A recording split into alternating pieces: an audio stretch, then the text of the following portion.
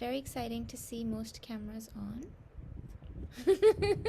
after a long time. Okay, we'll start with our Mangalacharan and then we'll continue. Ready? So this is at the very beginning of Balkand of Ramayana.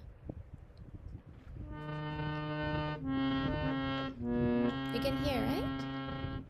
Varnanam arthasanghanam rasanam chandasamapi mangalanam chakartarau vande vani vinayaka bhavani shankarau vande shraddha vishwasarupinau yabhyam vinana pashyanti siddha svantastamishwaram vande bodhamayam nityam gurum shankararupinam yamashrito hi vakrupi chandra sarvatra vandyate sitarama gunagrama punyaranya viharina vande vishuddha vijnana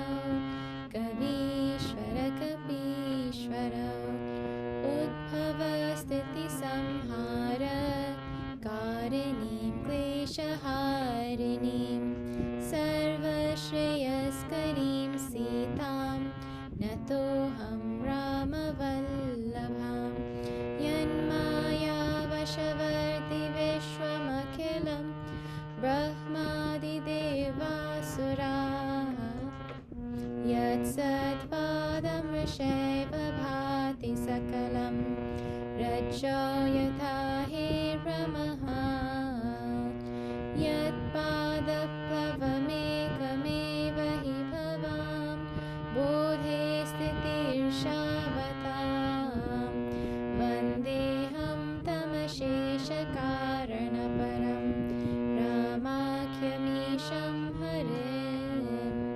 jnana-purana-nigama-gama-sammatam yad ramayane nigadidam kvachidanyatopi swanta-sukhaya tulasi-raghunatha-gatha bhasha-nibandhamati-manjula-matanuti bhasha-nibandhamati-manjula-matanuti Hari Om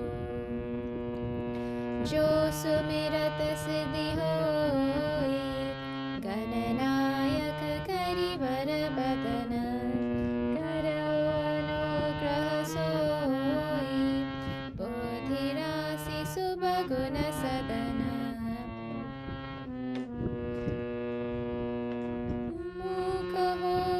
mukha hoi vachala pangucharai girivar gahana chasu kripa sudayala prabhu skala kalimaladahana nila saroruhasyama taruna aruna bharajanayana karau somamuradhama sadachira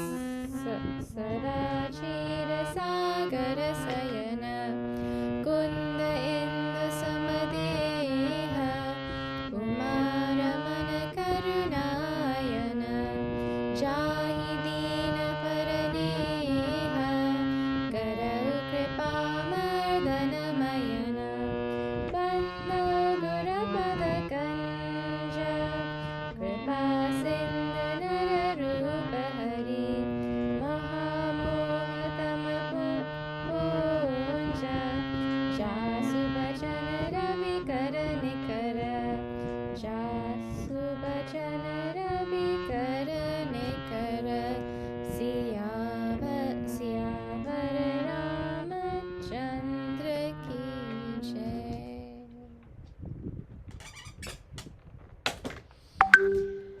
Okay, so we are seeing the beautiful Aranya Kanda of Ramcharitmanas. And we have reached the section where Bhagavan Sri Rama is telling Nāraji the qualities of a saint. We're actually coming to the end of that section, which is also the end of Aranyakanda. And we were reflecting last week on how Bhagavan Sri Rama is not telling these qualities just for the fun of it. Nāraji has asked him to tell the qualities of a saint. Nāraji himself, being a saint, actually ends up asking about the qualities of a saint. And that is because whatever qualities a saint has, those qualities become our sadhanas. They became who they are, and they have those qualities because they practiced it, either in that lifetime or in a previous lifetime. And so that sadhana is what made them a saint. And so whatever great qualities they have are the qualities that are sadhanas for us. Sadhakasya sadhanani. There are sadhanas. Thus, sthita prajnasya lakshanani. The qualities of a realized person are our sadhanas. That is a principle, a very, very popular principle in Sanatana Dharma, that whatever the great people do, it becomes our practice. So that is why we are studying this section. We're studying this section because it comes in Ramayana. But I mean, why it comes in Ramayana, why it is important, why it is important for us to pause and dwell on it, is because these qualities are supposed to be practiced by us. So now we are after number 45. We're halfway through, a little more than halfway through that section after Doha number 45 in Aranyakanda. Everybody found it? I mean, you might already have your bookmark right there. So I think we finished Birati Bibeka Binaya Bigyana. That's where my note is that we stopped. So I hope you have the same note. Otherwise, you tell me and I'll start there. As long as you didn't miss last week's class. Okay. All right. So we'll chant from the beginning of after Doha 45. We'll chant from Nija Guna Shravana. We'll chant back that whole section and then we'll continue. Okay. The audio is okay?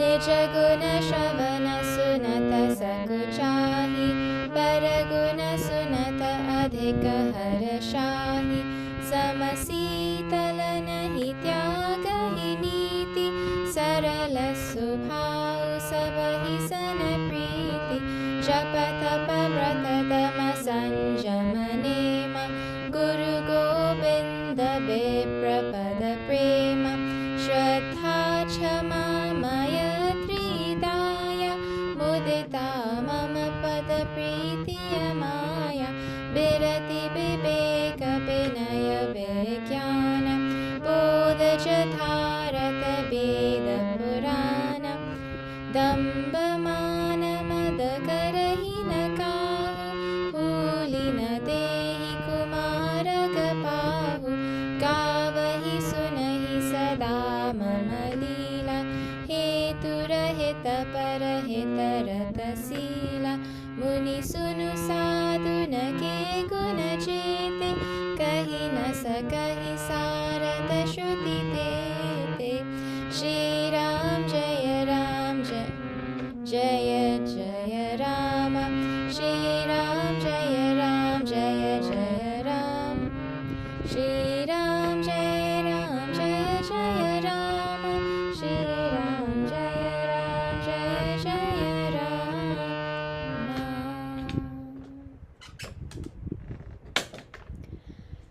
Okay, so what is Bhagavan Sri Rama telling Nāraji about a saint?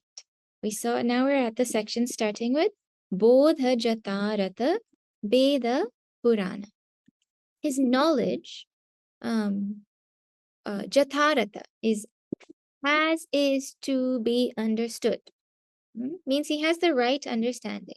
You know, some people, they think they know things, and then when they start talking, yeah, maybe they're not sure what they're talking about. Like, I heard that one day, someone went to Guruji and said that they wrote a commentary on Bhagavad Gita. And they were giving this commentary to Guruji, Swami Tejamayananda, and they said, well, the thing that is special about this commentary is that everything Bhagavan Sri Krishna has said, I've told how it's wrong. Hare Rama. I mean, not Jatharata, not Yathartha, as is to be understood. Eh, Totally opposite. You spend your life trying to think how to contradict Bhagavan Sri Krishna. What a waste of life. Huh? But meaning our knowledge is supposed to, based on what the parampara says, our Guru Parampara, we're supposed to be able to understand it like that. Even somebody who understands Sanskrit cannot take up a shastra to study it by themselves. Because the way our shastras are, they have implied meanings to many things. And the verses, the words are all mixed up in the verses in Sanskrit and all of that. So you need a parampara to tell you what it actually means. Anybody who picks it up to study it and say they've studied it themselves, Swamiji says, run far away from that person. Or maybe Gurudev. Hey, that's not the person to listen to if they say that they studied this or they know this all by themselves. It is to be understood as per parampara, right? And it's even said here, Veda Purana, according to the Vedas and Puranas, meaning it's not his own invention. It is the knowledge of our tradition that has been passed on. The other thing is, well, two things. One is there's something called pramana in our tradition, right? Pramana means authoritative source of knowledge. Not in our tradition, there is something called pramana, period. Means you use a certain instrument to gather a certain piece of knowledge. For example, my eyes are the pramana for the color of my computer or the color of my iPad, right? If I can't see or if my eyes are closed, I cannot say, or if your video is off, right? So I can't see you. I can't say, oh, it sounds like you're wearing a red t-shirt. Color doesn't have a sound. Color only can be told by our eyes. So our ears cannot tell us what the color is. Only our eyes can tell us color. And if our ears say, no, no, no, but I think it's pink, it doesn't matter what the ears think. The ears don't have jurisdiction in that department of color.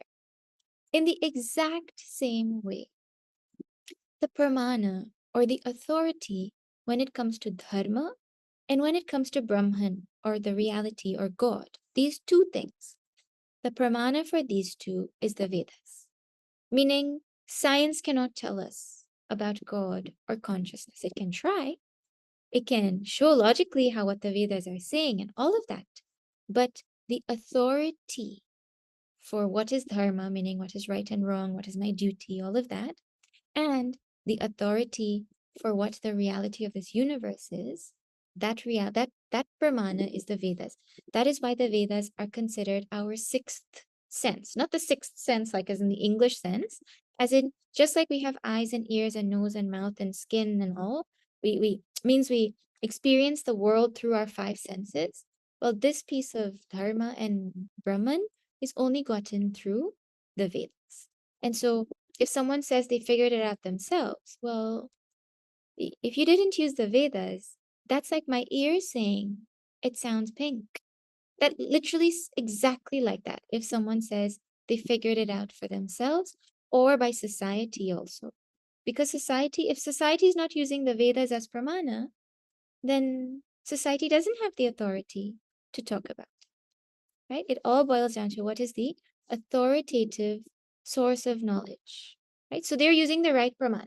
Now, the other thing in this, their knowledge is as is to be understood, meaning they don't just have theoretical knowledge. You know, so many people think they have knowledge, like they come to Vedanta, Yajna. They might have gone like every year, like Swami Prakashananda came to Toronto for like 8 years in a row and did one kanda every year. Now, in 5 days, he finished one whole kanda. That's different. Now, imagine somebody at the end of that is like, I studied the whole Ramayana with Swamiji. I'm done with Ramayana now. On to my next text.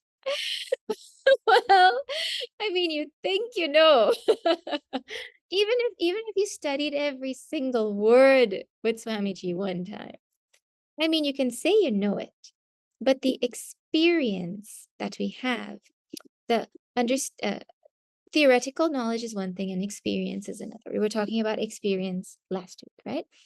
If we think we have knowledge, but we don't really, it is tantamount to us being like, it's like a donkey who is carrying gems and has no idea of the worth of those gems. That knowledge is just weight in our mind, like any other piece of worldly knowledge, because it's not giving the benefit that it should be. So a saint doesn't just know this knowledge by heart, it is their own, it is yathartha. It's understood as it should be, and it is understood like what the literal meaning is and experiential. So that is what we are striving for. We're not striving to be able to quote Shastra perfectly. We're striving to live Shastra perfectly. There's a big, big, big difference between the two. Now, next he says, Dambha mana mada karahina kau. He does not have any hypocrisy, false pride, or mada, intoxication. Huh? Now, if you don't read the full sentence, it starts with Dambha mana mada, hypocrisy, arrogance or false pride, and mada, intoxication of joy and all of that, right? Well, that sounds like asuri qualities. In fact, in Bhagavad Gita, in chapter 16, there's literally a verse that talks about these three qualities.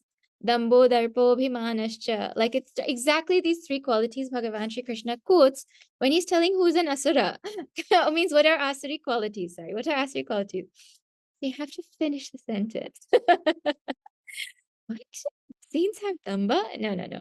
They don't have damba mana mada. They never ever um do they never engage in hypocrisy, false pride, or intoxication of joy. Now, what is all this? Hypocrisy. Well, there's two meanings for hypocrisy, really, when the word damba is used. One is pretending to be someone you're not, either intentionally or even semi-intentionally. I don't know. You know, some people, like you'll wake up in the morning and after you've done what you have to do and you check your phone, you see somebody messaged you at 4:30 a.m., right? And you say, you message them back saying, wow, you were up at 4:30? And they say, yeah, I was up at 4:30. Meanwhile, they just woke up for 2 minutes because a mosquito was biting them. They checked their phone, sent a message to show they're awake, and went straight back to sleep. That is called hypocrisy. Or the one day they wake up in the morning, they tell everybody, yeah, I wake up at 4:30, you know? Hypocrisy means you're pretending to be someone you're not, so that they think you wake up early. Or talking to someone nicely in front of their face and talking about them behind their back. That's hypocritical because you're pretending to be someone, but you're acting like someone else. Huh? Or, and this is a super, super popular one, not popular, common. Being one person at home and being another person outside of especially, oh my God, you see the way parents and kids fight with each other, right? Teenagers or younger even nowadays, the kind of screams and shouts and things that happen at home. But when they go out, none of that happens. They're different people at home and they're different people outside, right? You pretend like you're such a non-shouting parent or a non-shouting child or whatever. Right? But even relationships with spouses, people have this kind of thing, right? Where they'll have one kind of present one way outside and they're totally different at home. That's called dambha. And a saint doesn't have dambha. Who they are at home is who they are outside. And so there's never any false pretense that is there between them and the world. Or the other thing is also simply in this world, pretending to love Bhagavan. It's very easy to pretend to love Bhagavan because you're expected to love Bhagavan. But do you really love Bhagavan? Or do you just namesake love Bhagavan? Right? So like that, we should think about where the hypocrisy is in our life. It is only when we identify it that we can remove it. But as long as we're like, no, I don't have that, I don't have that, it will stay hidden in our heart. We have to think and try to find it and pinpoint it to remove it. Huh? Hypocrisy, damba, also means showing off. Showing off means you have something, but you want everybody to know. You make a really big deal about it. You know, if you have two boxes and one box, like Tupperware box or any kind of box, right?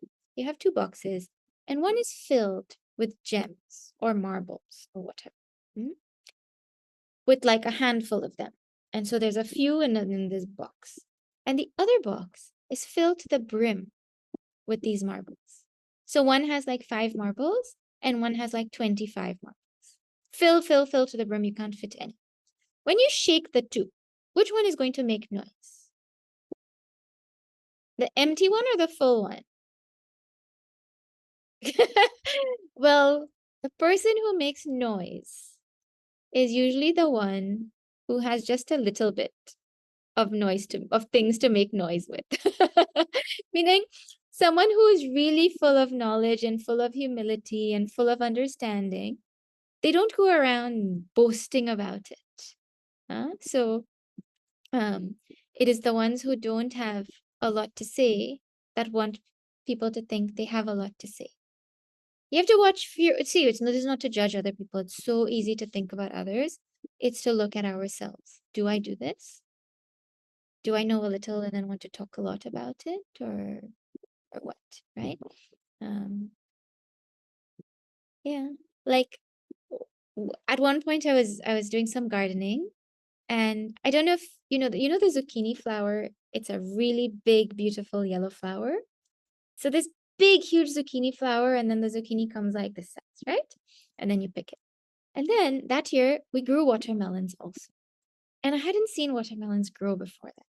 But you see the flower of a watermelon. Have you seen a watermelon flower? It's this size. It's this size. Like it fits in one of the bits of the finger, right? So little compared to this zucchini flower. So big, huge zucchini flowers show up and then nothing comes sometimes. And then there's one tiny little flower of the watermelon. Look what a beautiful, big, round fruit it produces. Huh? When I saw that flower, I remembered this. Don't know why, but I did. Big pomp and show. And the other one comes quietly. Like the turtle and the hen is the other common example that is given for this, no? The turtle comes and lays hundreds of eggs quietly at night and doesn't say anything, make any noise. And then the hen down the road will lay one egg and the whole world will know. You have to hear it and then you'll know. Huh? That's hypocrisy. We have to look in our heart and see if it's what we have. Are we showing one thing and actually someone else? Like, are we, oh yeah, like the next gen does this too. They're broke or they very less money as students and all, but they'll go and they'll have Starbucks and they'll post it online, and then they'll go to these brand name stores and they'll buy fancy things and pretending they have a lot of money, but really they're hustling inside. Their $200 bag has like $50 and like $10 inside. Or whatever. I mean, we just have to look at ourselves and see, where is it in my life? It will be there for all of us. Huh? All right. Mana. Mana is the next one. Mana is like thinking that I'm special because I own something special. Like I have the best room in the ashram. And so I have mana because my room is the best. Or I have the best harmonium. Or mana also means like people think because of me things happen. You know the story of the lady and the rooster? Gurudev tells this story. There's a lady who thought that when her rooster would what's the sound the rooster makes? Would crow? Would crow? Okay, when the rooster crows, that is how the sun rises. She actually had the conviction that when her rooster crows, that is what makes the sun rise. And so one day she left the village that she was in and she had to go somewhere else. And she took her rooster And the whole time she was somewhere else, she was thinking, oh, in the village, nobody probably can do anything because there's no sun without me, without my rooster. She comes back a few days later and everything is normal. And then, anyways, that's us. I mean, I'm telling it in brief, but that's us. We think that we have something that makes the world move, but really, that is man, where you don't attribute the source of your power to Bhagavan, and you think what you have makes you special. A saint doesn't have this problem. The next one is mother. In this context here, mother means intoxication with sense pleasures. Intoxication with the joy that comes from sense pleasures. And in that intoxication, we forget what is dharma. See, the simple example is, who transgresses dharma more? Those who lead simple lives or those who lead luxurious lives? Who transgresses dharma more? It is usually those who lead luxurious lives that engage in more adharma, more pollution, more ravaging, more not caring about other people as long as they get what they want. If you look at it, it's easier to transgress dharma when there's extravagance in our life. And so this intoxication with sense pleasures, the point is intoxication with sense pleasures makes us transgress dharma. And the best example of mother is Duryodhana. During the war, everybody has died except for 5 people. 5 people remaining. And at this time, Ashwatthama, the son of Dronacharya, his guru, says, so many people have died. There's such few of us left. Karna is just about to go and fight Arjuna. There's still time. Stop him. You'll have your friend. Don't let this war continue. Let's just stop. And at this time, Duryodhana says, everybody in his life is dead. He's lost almost everything. He's just about to lose his best friend in the whole entire world. After this, he says he doesn't want to live. Once Karna dies, he doesn't want to live anymore. That's the kind of friendship they had, right? He said to him that, I've lived with a golden spoon in my mouth my whole life. How can I serve Yudhishthira now? I'd rather let everybody here die than serve Yudhishthira. That is called mada, where you're so intoxicated by the sense pleasures and the joy that comes from them that you're ready to compromise on dharma. And you see what the Kauravas did during the war also, how they killed Abhimanyu and all kinds of things that happened, right? But anyways, that is what happens when we enjoy the sense pleasures too much, we become ready to compromise on dharma, and that is mada. A saint doesn't have that. So we have to see where it is in our life. Karahina kao, they never have, or they never practice mada. That would be like, they never do mada. That's the English translation, but how do you put that in sensible English? Bhulina dehi kumaraga pau. Even by mistake, they don't put their feet on the unrighteous path. You know how sometimes by mistake your car will get pulled into a drive-through that you didn't mean to go into? By mistake, just ends up there. Well, even by mistake, a saint will never place their foot on an unrighteous path. That means if we follow a saint, we will always be on the right path. Always. Impossible to be on the wrong path if we are following a saint, right? Because they, even by mistake, cannot go in an unrighteous path. Gavahi sunahi sada mama lila. He sings and he listens to my glories all the time. He durahita parahita ratasila. And without cause, without reason, he is engaged in others' welfare. Well, this heturahita can go with both. Heturahita could also mean that he sings, he listens to my glories all the time without cause, without reason. Meaning not because he wants fame or money or me to remove his sorrow, me to help his family, me to anything. Means he doesn't want anything from Bhagavan, just out of helpless love and gratitude. He's expressing love and listening to the glories of Bhagavan. Do you know the next generation is allergic to praying to Bhagavan for stuff? Allergic. You tell anyone in the next generation, come, pray to God and he'll give you this. They'll say, I don't like Hinduism. I don't want to ask God. That is the feeling. I've heard so many people tell me that. I don't like it because we only asking God for stuff, only asking God for stuff. But it's not Hinduism. It's a corrupted version of, means it's a very, very small part of the tradition to ask for stuff. It's a very rudimentary beginning stage where we interact with God as a wish fulfiller, right? That's a very, very rudimentary stage. A saint has nothing. He doesn't ask for anything. Helplessly, he expresses his love.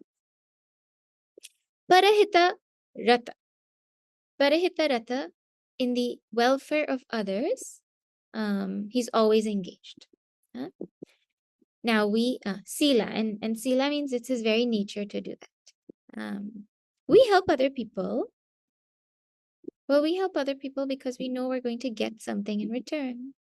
That's just the way the world is, right? We were talking about friendship also last week in that context. I will help you because you will help me. That's why we're friends, right? But here, this person doesn't consider what they're going to get back from that person. Just because, well, they're part of Bhagavan's world and that's enough for them, right? It's like, we do it sometimes also. Sometimes, well, it depends. Sometimes you do it with the right attitude and sometimes we don't. You know, you're in the supermarket and there's somebody ahead of you. You are ahead of somebody. You have a full trolley of stuff and the person behind you has one thing. Literally, they're holding one thing and there's no fast track line. And you're going to take like 10 minutes to check out and they're going to take like 1 second to check out. They have their cash in hand and everything. And so you turn and you look at them and you don't know who they are and you're never going to see them again in their life. And you don't think in your mind, oh, if I let them forward, someone else will let me cut one day in the future. And you just let them forward out of the goodness of your heart for no other reason. But that is called selfless because you know you're not going to get anything back from them. That same act, if we have in our mind, you know, one day I might be in this position too, and I'm going to want to cut, and someone else will let me in, so I better let them in. Then it becomes selfish again. See how the thought only that changes something from selfish to selfless, right? So, you know, Swami Tapovanji Maharaj, he never kept any money with him. He never kept anything with him. Forget money. There's nothing, absolutely nothing he kept with him in terms of possessions, right? Now, one day, Swami Shivananda wanted money to buy milk for a very sick person. And Swami Tapovanji Maharaj, he had nothing. What he did is he went now begging for some money to get money to buy milk for this person who was sick, so Swami Shivananda could give them milk. Just because he's a Mahatma, you know, because he's a saint, like that.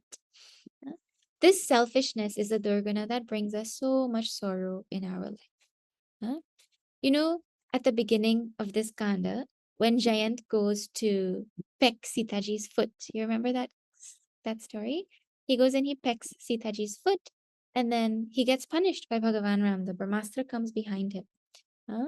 And nobody wanted to help him. Brahmaji, his own father, was like, please go away. This Brahmastra is behind you. Shivji was like, don't come here. Nobody wanted to help him. But who helped him? Nārada. See, it was a saint that said, it doesn't matter. I will help you. You know, see, that is a saint's heart, where they think of the welfare of the person even above their own selves. So this is a great, great, great quality. Arjuna's problem was selfishness at the beginning of Bhagavad Gita. You know, that is exactly our problem. They don't have that quality. Okay. Muni, sunu. Sadhuna ke guna jete, O Muni, O Narada Muni, listen. However many qualities there are of a sadhu, of a saint, Kahi na sa kahi sarada shruti tete. Saraswati Ma and the Vedas also cannot tell those qualities. The Devi of speech and the Vedas also cannot describe all the qualities of a saint. What? Even they can't describe? How come? See, well, there's a few ways to think about it, right? One is it possible for you to know all their good qualities? If they have 100 good qualities, just say for analytics, if they have 100 good qualities, how many of those qualities will manifest in front of you? Well, a very small percentage. Like, the Mahatma who was spat on 108 times when he went to take a bath in the Ganga, unless that happened, no one would have known the kind of tolerance he had or the kind of vision that he had. So something had to happen in the outside world for us to see that quality that was inherent in him, isn't it? So it is, sadhus have countless qualities in them that we will never know because there's no reason for them to become manifest to us because some qualities only manifest in the right condition, right? Like, for example, you know, when Swami Prakashananda goes and visits other countries, not other countries, other centers across North America, and he cooks sometimes and he makes chai sometimes, or whatever it is that he does with them, right? Everyone's like, oh my God, Swamiji's so talented, he's so amazing. But actually, the glory that they see of Swamiji in their center is like not even 1% of what you will see Swamiji doing here in Trinidad. It's impossible to imagine the breadth and depth of work that happens here in Swamiji's presence if you're not here, right? So outside, you can't imagine it, right? So anyways, the example was there to show certain qualities need the right environment to manifest also. And so in our presence, there's only a certain percentage of them that will manifest. Then how can we describe all of them? Or from their personality, maybe some of them will never express. Some qualities will never express in front of others, but it doesn't mean they don't have it. So like that, it's indescribable. Huh? The other way to look at it is that a true saint has become like Bhagavan. So just like Rama Ananta Ananta Guna, like Bhagavan Rama is infinite and his glories are infinite, well, the saints' gunas are also infinite. So how can we describe something that is infinite? Right? So that's why it's easier to not say anything at all sometimes. If you just give a little bit of thought to this, the implication is mind-blowing. The number of saints that must exist across the world, that would have existed across the world, that we will never ever know because they stay quiet about their qualities, or all their qualities don't manifest enough for us to realize their greatness, right? Just imagine how many Mahatmas would have come and gone silently, none of us even knowing of their existence. But their presence would have still blessed humanity, right? So someone great has to be there to recognize their greatness. And someone great has to also be there to preserve it for our benefit. You just think, if Puja Gurudev did not go and meet Swami Tapovanji Maharaj, would we have ever known who is Swami Tapovanji Maharaj and what all he did? Now, even if Gurudev met him, but there was no way, and then Gurudev didn't come to tell us about him. So greatness needs to be recognized and it needs to be communicated also. My heart just like mind blown how many saints would have come that we just came and went like nothing. It's so cool actually. And because they're the ones with humility and they don't tell about their greatness, it's even harder to know. They don't say, hey, come, I'm a saint, come and write about my life. But there's a book on the life of Sant Choka Mela. I don't know if you know that great saint Sant Choka Mela, right? When you read that biography of his life and you see how every single character around him was as great as him, you start to wonder, well, who is the saint here? How many saints were there just in Sant Chokamela's life? And that's just one in like countless.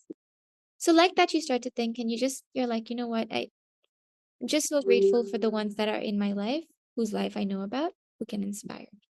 Because they're really endless and their glories are really, really endless. So this is who a saint is. Now in the um Doha, in the Chanda, the thought is finished. You know, in the Chanda, always how it comes. The last line in the Chaupai is echoed in the Chanda, and then the Chanda will tell something else. So let us see what is said now in this Chanda. This Chanda it'll be after 45, right? Continuing it.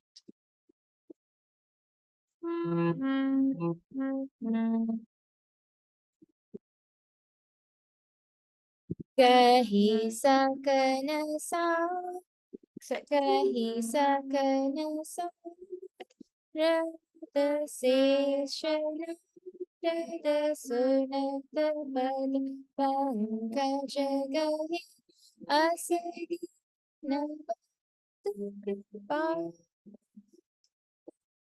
bali bhagavan Mukhahe Sirunai Bare Charanani Brahma Pura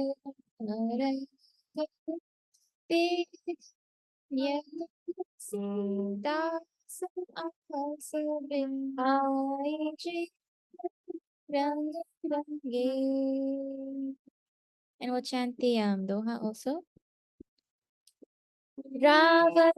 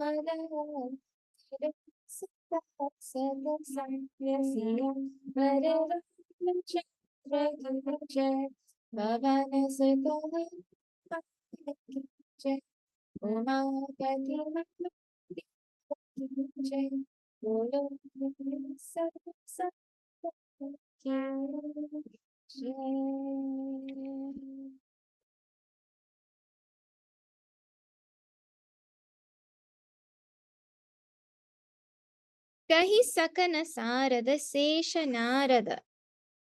Sunata pada pankaja gahe. When Naraji heard that Bhagavan Sri Ram said that even Sharada, Saraswati Ma, and Shesh, well, Shesh came in this verse, Shesh Nag with his 1,000 mouths, and Saraswati Ma, the Devi of knowledge, even they cannot describe the qualities of a saint. Well, when Naraji heard this, he held Bhagavan's lotus feet. Why?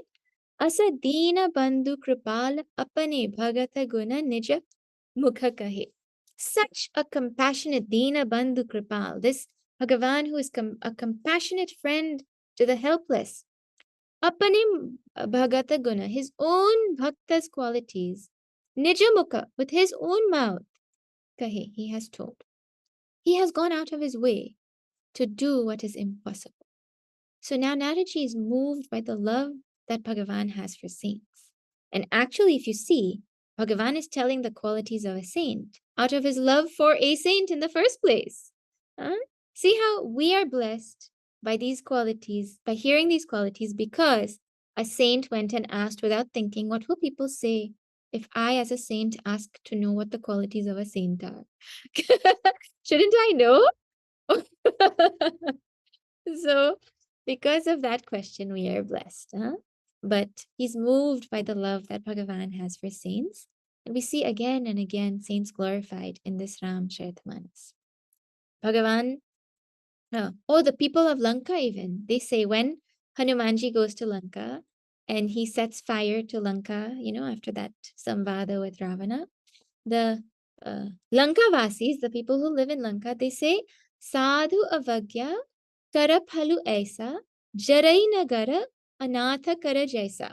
This is the result of insulting a sadhu. The city is going to burn like it has no master.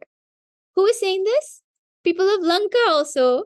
A, they know what a sadhu is. B, they know Hanumanji is a sadhu. And C, they know the consequences of insulting a sadhu. Even people in Lanka know it. Isn't it? It's amazing. Huh? And then later in that kanda, Bhagavan Shiva says to Parvati Ma, Sadhu avagya turata bhavani, kara kalyana, akhila hani. Disrespect to a saint, to a sadhu, to a good person, immediately robs one of all blessings. And he's talking in the context of Ravana kicking Vibhishana out of the kingdom. And if you see, it is from then that Lanka Khan starts. That is when Bhagavan reaches Lanka, right? So both times Ravana insulted a sadhu, and both times he burned, right? And so in this section, Nadaji is moved because we are supposed to glorify Bhagavan, but Bhagavan is glorifying them. And if you see the words, apane bhagata guna, he replaced saint with bhakta, meaning a true bhakta becomes a saint. You cannot be a wicked true bhakta. You can only be a saintly true bhakta. You can be a wicked fake bhakta, but you can't be a wicked true bhakta. Someone who is wicked is not a true bhakta, and someone who is a true bhakta cannot be wicked. Like that. That is how it goes. Bhagavan, in Bhagavan's mind and Naraji's mind, those two are interchangeable words. A true bhakta, sadhu, sant, they're all interchangeable. Because they see Bhagavan everywhere.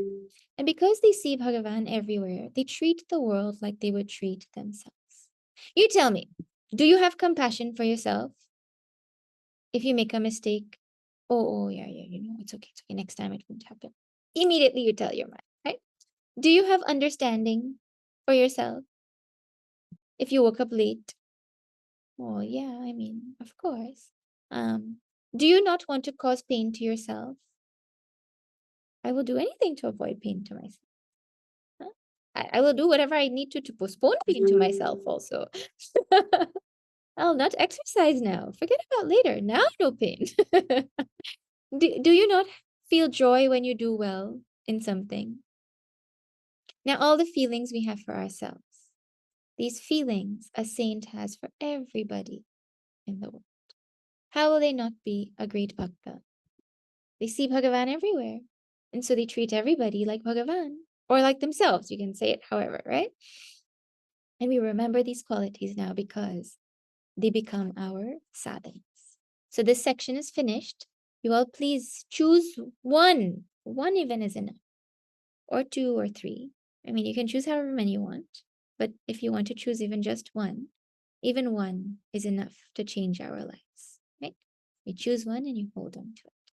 Now, Sirunai Barahi Bara Charanahi Brahma Pura Nārada Gai. Again and again bowing to Bhagavan's feet. Again and again bowing to Bhagavan's feet. Naraji went to Brahma Loka, and the last katha of this kanda comes to an end. Now Tulsidasji gives commentary. What does he say? Te dhanya Tulsidasa asa bihai je hari range range. Tulsidasji says, those people are blessed who, giving up false hopes, false expectations, who remain colored in the color of Bhagavan, who color themselves in the color of Bhagavan. Meaning, they see Bhagavan in and through all aspects of their life. Everywhere they only see divinity. It's like, when you wear sunglasses and you don't even need to make them fancy colored, like any sunglasses. When you look anywhere, whatever the color of the sunglasses is, that is going to be the way you see the world, right? Once I got sunglasses, that I tried to get sunglasses with my power, right? And so I can wear them without wearing contact lenses. Well, I wore them in the car one time. I got a pair that was made, and the sunglasses were so dark that I couldn't see the speedometer. They colored my world so dark. Things disappeared also. But their life is their eyes are colored by the color of Bhagavan. So all that they see is divinity. Now Palastati. Tulsidasji says, Ravanari Jasupavana Gavahi Sunahi Je Log. Those people who sing and listen to this purifying glory, fame of Bhagavan, what happens to them? Rama Bhagati Dradapavahi. They get firm, unshakable devotion to Bhagavan Ram. Binu Biraga Japa Yoga. Without putting any effort in Vairagya and Japa and Yoga. Means they don't do any heavy sadhana. They don't sit and do days and days of Japa and that turned into years. And they don't try to develop Vairagya. They don't, nothing. All they do is they have bhakti for Bhagavan. They revel in his glories. And effortlessly, without all this difficult sadhana, they get Drida Bhakti for Bhagavan just by listening to his glories. Now you might say, well, I'm listening to his glories. It's not happening to me. No, you have to listen the way they listen, like that. Right? When we listen like that, guaranteed, you don't need to study any technical words in Tattva Bodha. You don't need to do anything complicated. You just listen to the glories of Bhagavan and it moves your heart and you start to see the world colored by his color. Right? Now see, so cool. The word for Bhagavan Rama, and that is why the translation never does justice. The word for Bhagavan Rama is Ravanari, the Ari, the enemy of Ravana. So Ravana's name also gets fame in association with Bhagavan. He became immortal because of Bhagavan. Right? Ravanari, he's called. Bhagavan Ram is called by Ravana's name. Right? This is how compassionate and wonderful our Bhagavan Ram is. Earlier in Balakand, it was, I'm pretty sure it was Bhagavan Shiva, either Bhagavan Shiva or Yajnavalkyaji. I'm pretty sure Bhagavan Shiva. He says that Rama Katha is like the clap that scares away birds of delusion. Meaning when you hear Ram Katha, delusions that we didn't even know existed go away before we even become aware of their existence. That's how powerful this Ram Katha is. Now, you may or may not believe it, but if Bhagavan is saying it, well, it has to be true, right? And so we're so blessed to be studying this Ramayana like this. Huh? Anyways, now he says, Deepa Sikha Samajubati Tana Manajani Hosi Patanga. He says, a woman's body is like a flame of light. O mind, don't let it become a moth. Don't become a moth to burn in this flame of light, which is a woman's body. What kind of example is Tulsidasji giving? Oh, Tulsidasji is instructing his own mind, don't be a moth. Now just pause and back up a little bit. In Viveka Chudamani, there's a verse written by Bhagavan Adi Shankaracharya where he says, he tells 5 animals. There's a bee, an elephant, a fish, a deer, and a moth. These 5 animals, each of them gets burned, get killed by one sense. So the bee gets caught by the sense of smell. It smells the flower and it goes in, and then the flower closes and it gets caught and dies. The fish by taste, because it goes and eats the worm on the hook. The elephant by touch. The elephant goes and rubs itself against something, and then in that the hunter catches it. The deer gets caught because of sound. You know how they play certain sounds to catch the deer? And the moth gets caught because of light. It goes, have you not seen how many moths are dead flies and all fly straight into the fire? So he says, these 5 animals get caught by their 111 sense. And he says, what about human beings who have all 5 senses? Our attachment to all our 5 senses, what about us? Anyway, so in that context, the Shastras talk about our senses being the cause of our death, right? That is the sentiment that is going behind this. The moth gets fascinated by fire and it gets burnt. Now, let's actually just finish the next line and then we'll come to this example. He says, he's instructing his mind, Bhajahi Rama, Taji Kama Mada. Worship Bhagavan Ram, giving up desire and arrogance or pride. And Karahi Sada Satsanga, and always be in Satsanga. Give up desire, give up pride, worship Rama, and always be in satsang. So now how is this all connected? See, I'm pretty sure that you don't remember that during Sita Swayamvar, Sitaji was described as Deepa Sikha Janu, like a flame of light entered a house of beauty. She was described like a flame of light. That's the description, word for word, given for Sitaji. Now, a flame of light in our tradition is supposed to illumine. It's supposed to bring knowledge and clarity, and it's supposed to be a source of light. What did Ravana do? He looked at Sitaji with desire. If he looked at her like a source of light, like a flame of light to bring light into our life, to bring knowledge, to bring purity to his life, if he looked at her as the mother of the universe, he could have gotten moksha and bhakti. But he looked at her like a moth looks at a flame, with desire. The consequence is that he is going to get really badly burnt.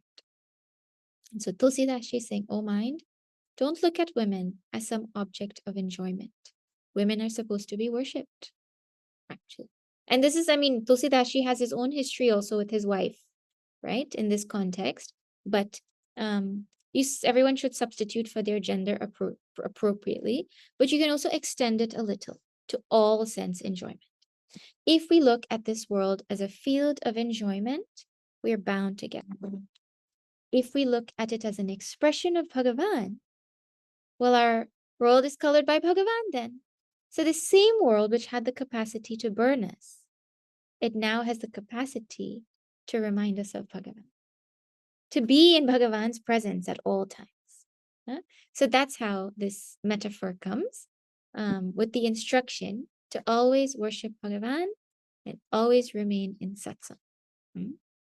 And in satsang, we get clarity about what is important and what is not. And then, iti Srimad Ramcharitamanase, in this Srimad Ramcharitmanas, Sakala Kali Kalusha Vidvamsane, in this Kali, it removes all the impurities of our Kali age. Tritiya Sopanaha Samaptaha, the third step is finished. Tulsidasji's, he doesn't call it when he wrote his Ramayana, he didn't call it Aranyakanda, Balakanda, and all. He called it Prathama Sopana, Dvitiya Sopana, Tritiya Sopana, first step, second step, third step. These names have come from Valmiki Ramayana. The Kanda names are borrowed from Valmiki's Ramayana. Now, we'll spend a few minutes doing an analysis of this Aranyakanda. You won't see other kandas analyzed the way this kanda is analyzed. Even though, and now you might say, oh, because this kanda is short, but so is Kishkinda kanda, right? It's not because of the length of this kanda that it is analyzed in a really cool way, but because this Aranya kanda exactly parallels our samsara. And the flow of the chapter also encapsulates the flow of our spiritual journey through samsara. Yeah? Now, well, you need to remember the chapter to enjoy it. But that's a big problem because we started this kanda so long ago that nobody remembers what happens, right? Okay, pause. Aranya, this kanda is called Aranya Kanda, right? The kanda where they're in the forest kanda, the jungle kanda.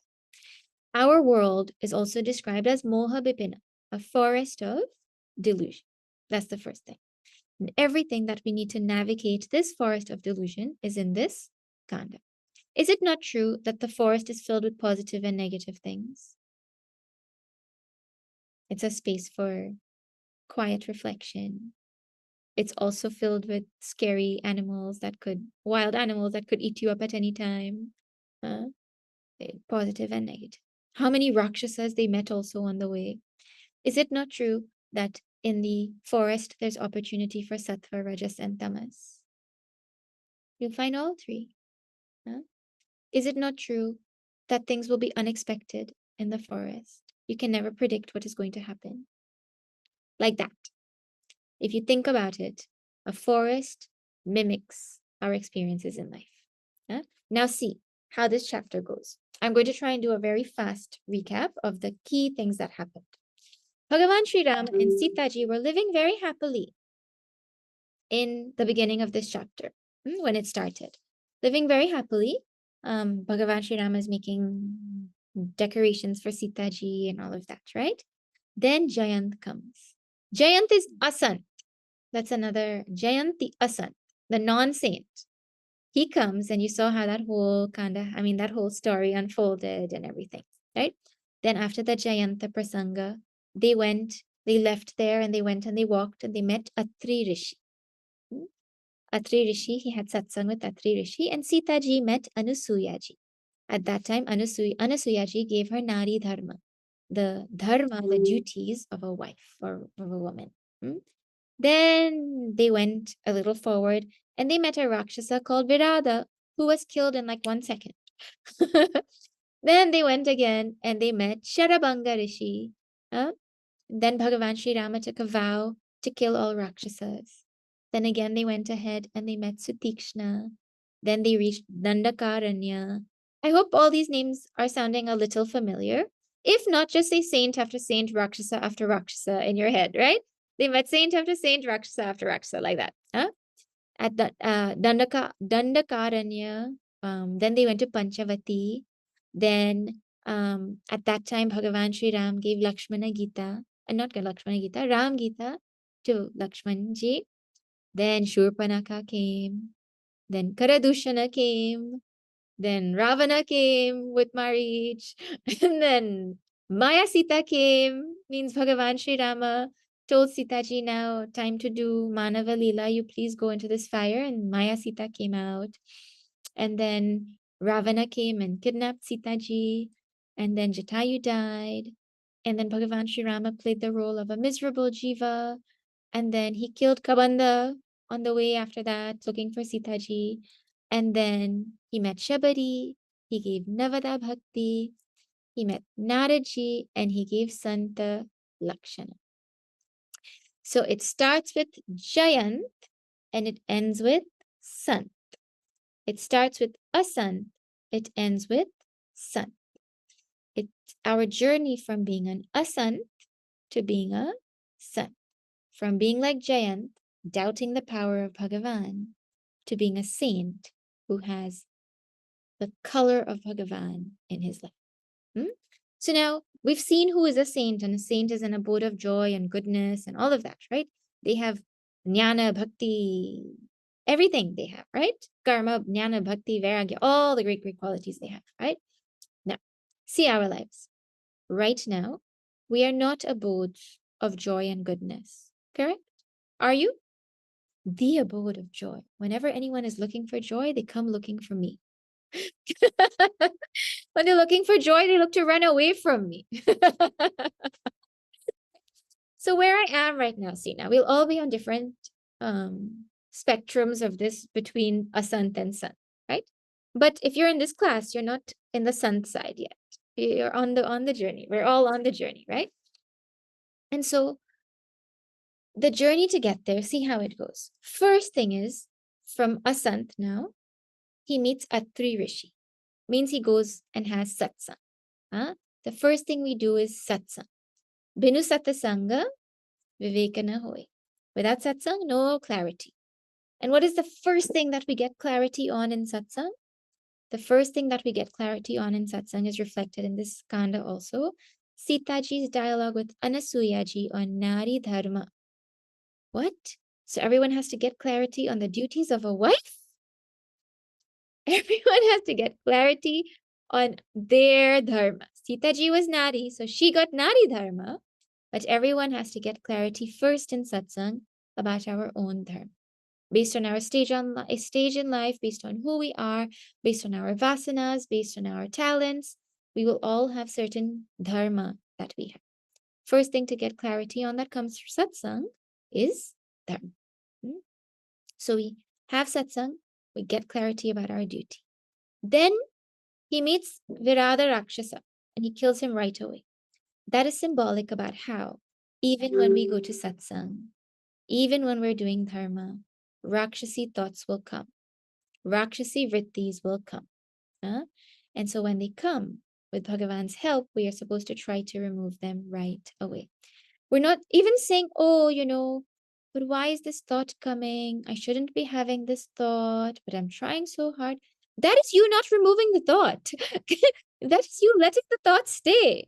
You feeling bad about the thought is you letting the thought stay in your mind, right?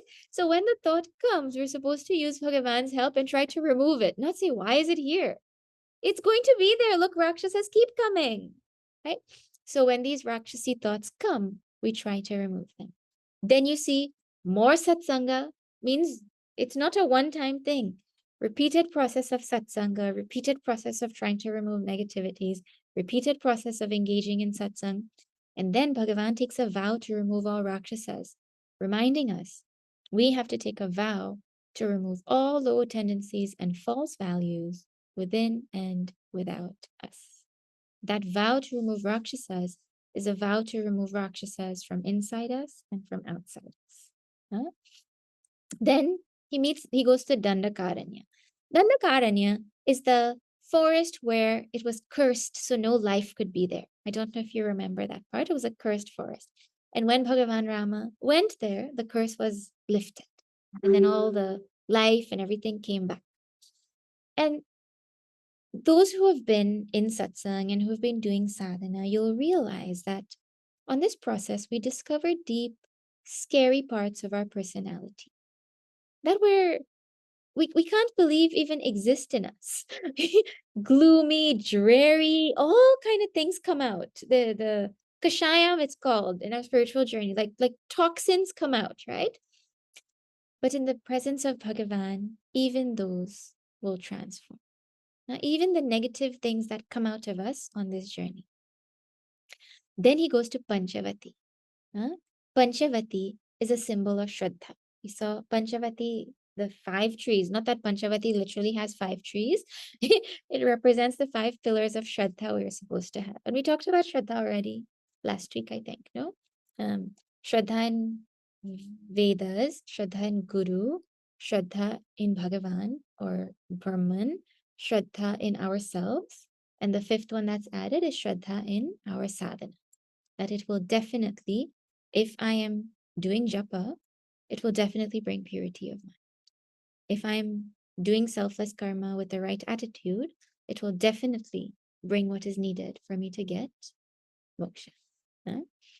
Then over there in that beautiful Panchavati, once there is Shraddha, then Lakshmana asks questions, and that is Rama Gita. Meaning we cannot ask questions without certain qualifications. How Lakshmana was with Bhagavan Ram for so long, but it's only when they went to Panchavati, this is like year 13, then he asks his questions. Shraddha makes us qualified for seeking, like that. And all the other qualities that come with Shraddha. And so he gets jnana. And he tells the purpose of wanting this knowledge is so that my shoka and moha will go away. My sorrow and my delusion will go away. Same prayojana as Bhagavad Gita, exact same. Huh? And what he asks, tell me, O Bhagavan, about jnana, vairagya, bhakti, maya, and the difference between jiva and Ishvara. 5 things he asks Bhagavan in Sri Rama Gita. And Bhagavan says that jiva is one who knows nothing about himself or the world or Bhagavan. And Bhagavan knows everything. Like that, he goes and he answers the questions one by one. But you see how Lakshmana asks the question before the problem comes. Problem is just about to come. Shrupanaka is the next episode. But Lakshmana doesn't wait for the problem to come. He asks the question first. So Lakshmana is the example of the wise one who learns before a problem comes. Arjuna is the one who asks when the problem comes. He's on the battlefield, the conches are blown, everyone's ready to fight, arrows are picked up. And he's like, wait, Bhagavan, I have a question. So when the problem comes, most of us are Arjuna. I mean, Lakshmana is rare. Most of us are Arjuna. When we're facing problems, we think about Bhagavan, right? And we ask how to deal with it. But we should not be Ravana, at least. Or Duryodhana, where even after the problem comes, we don't learn. So that. Then he asks about Maya also. Bhagavan, I'm just telling this because it'll come. Vidya and Avidya Maya, Bhagavan highlights. Vidya Maya frees us. Avidya Maya binds us. Huh? Now Sita ji misses this Rama Gita. And right after this, Shurpanaka comes and she gets in trouble. And it reminds us that when we are not in satsang, we get in trouble. Huh? When we are not in satsang, we get in trouble. What is the trouble? Shurpanaka represents our raga, our passion, our attachment in our mind is Shurpanaka. And raga doesn't come alone. It comes with dvesha. Raga, dvesha, likes and dislikes. I mean, that's a mild way of saying that, raga, dvesha. But raga, dvesha together make our mind very fickle. So because of this raga, because of this Shurpanaka in our mind, we're always jumping from one thing to another. See how Shurpanaka, when she came, she jumped from Rama to Lakshmana, back to Rama, back to Lakshmana, back and forth a few times. Now, the interesting thing is that our raga dvesha might make us end up by Bhagavan by chance. But because our mind is so fickle, it will also jump away from Bhagavan. As coincidentally as it jumped to Bhagavan, it will also jump away. And instead of getting Bhagavan, what she got? Her nose and her ears and ego, her nose and her ears removed and her ego got hurt. That is what happened instead of getting Bhagavan. Then at this time, Sitaji goes in the fire and Maya Sita comes out. And Ravana comes and uses trickery, and Sitaji, Maya Sita, Sitaji gets enraptured and sends away Rama and sends away Lakshmana. Sitaji with Rama and Lakshmana is Vidya Maya. In Ayodhya Kanda, this had come. Sitaji with Rama and Lakshmana is Vidya Maya. Sitaji without Rama and Lakshmana is Avidya Maya. So which Maya did Ravana come and get? Not Vidya Maya, Avidya Maya. What does Vidya Maya and Avidya Maya look like in our life? You have to extrapolate, extend it, right? Well, when we get prosperity, when we get power by fair means, Yallabase nija karmo patam. What you get by fair means, by doing your responsibility and all of that, that will be considered Vidyamaya. And what we get by unfair means, that will be considered Avidyamaya. One brings joy and the other binds us. And so we also get trapped by Ravana in this forest of delusion. He sends us our golden deer and no one is there to help us because we've put Jnana and Vairagya aside and our senses have taken over and we get caught in this forest. And then like that, you know what happens, and Sitaji reaches Lanka and all of that, right? Then Rama, Bhagavan Rama, now looking for Sita, ends up with Shabari Ma, and there we get bhakti. So you see how this chapter goes. It starts with dharma, it starts with satsanga.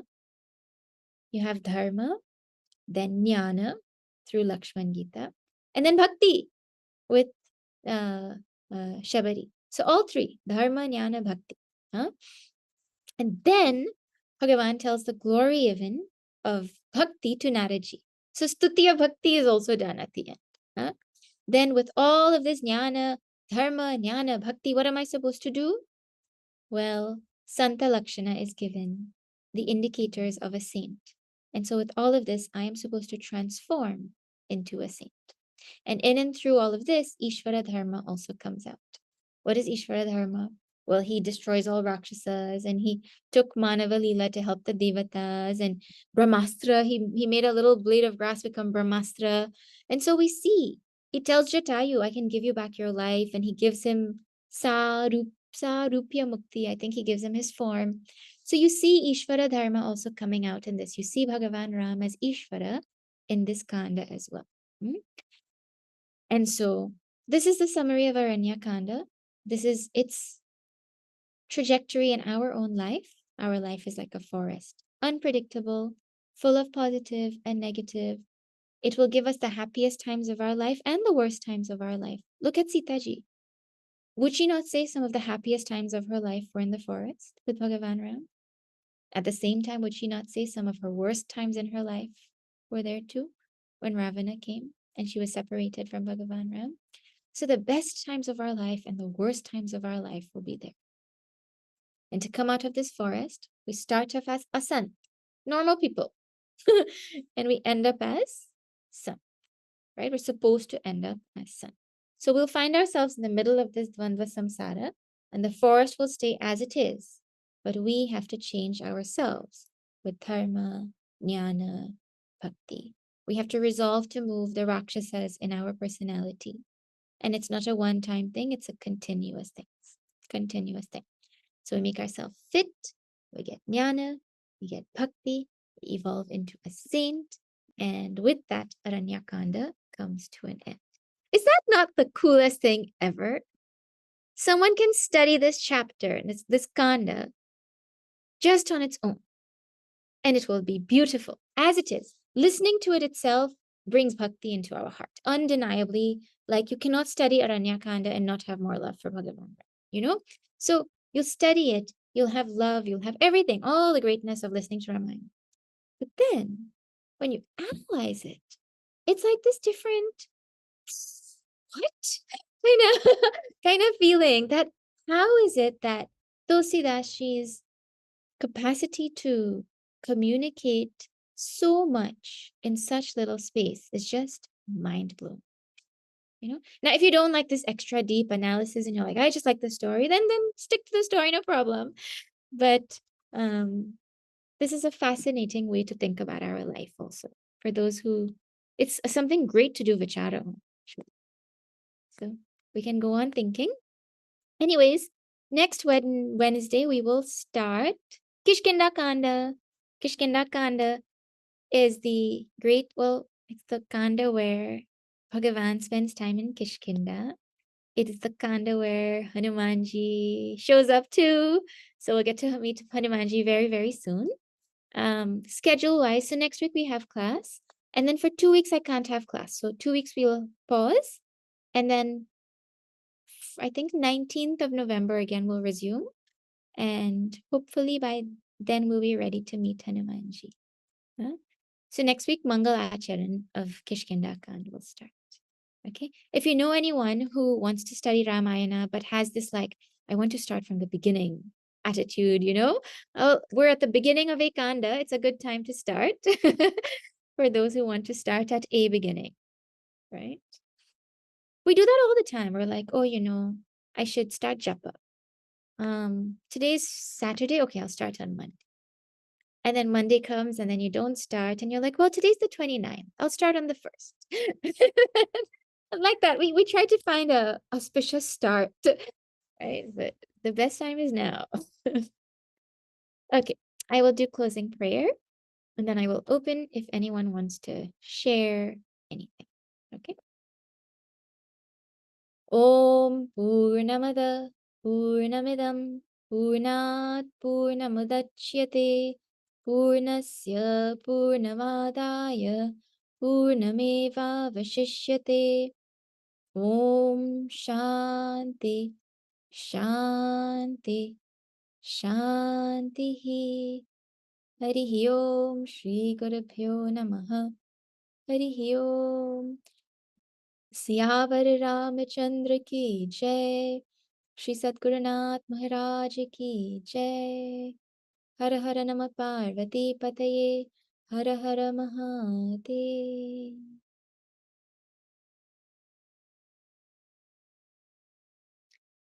Hari Om.